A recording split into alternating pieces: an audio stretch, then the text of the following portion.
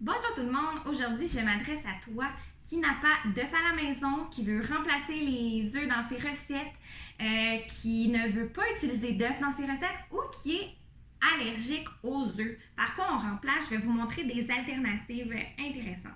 Premièrement, on a les graines de lin moulu mélangées avec de l'eau. Donc c'est une cuillère de graines de lin moulu mélangée avec 2 cuillères d'eau. C'est très simple.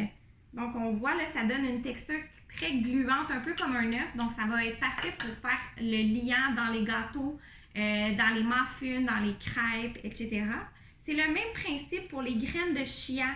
Les graines de chia qui ont d'autres valeurs nutritives intéressantes au niveau protéiné, au niveau des fibres. Mais ça offre aussi un côté très gluant, comme on pourrait utiliser un œuf dans les gâteaux, ça va faire le même principe. Il y a aussi l'aquafaba. L'aquafaba, c'est quoi? J'ai jamais entendu parler de ça. L'aquafaba, c'est le liquide de cuisson des pois chiches. Quand on fait cuire des pois chiches, il y a toujours un résidu de liquide. Bien, ça s'appelle de l'aquafaba. On retrouve aussi de l'aquafaba quand on ouvre notre canne de pois chiches. Habituellement, on jette ce liquide-là, on le jette dans le robinet parce qu'on se dit que ça ne sert à rien. Mais en fait, ça sert à quelque chose. De un, c'est aussi protéiné qu'un œuf et ça va faire un côté très spongieux à notre gâteau.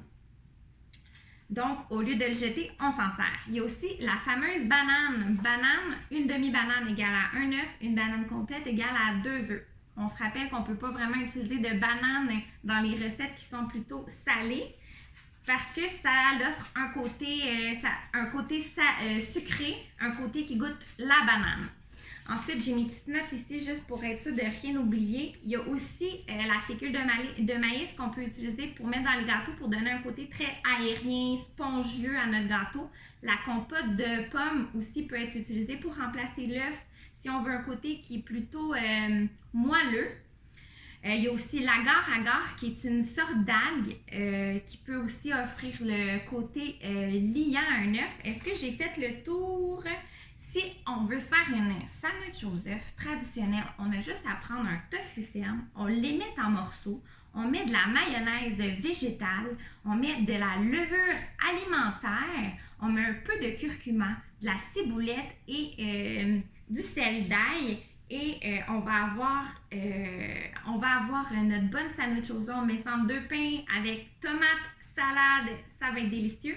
Puis on a aussi, si on veut se faire des omelettes, on peut se faire des omelettes végétales en utilisant de la farine de pois chiches qu'on va mélanger. Il y a plusieurs recettes sur Internet que je vous recommande d'aller voir qui va vous faire une excellente omelette protéinée. Donc, c'est tout pour moi pour aujourd'hui. J'espère que ça a pu vous outiller un petit peu. Puis, si vous avez des questions, n'hésitez pas. Je vous souhaite une bonne journée. Bye bye!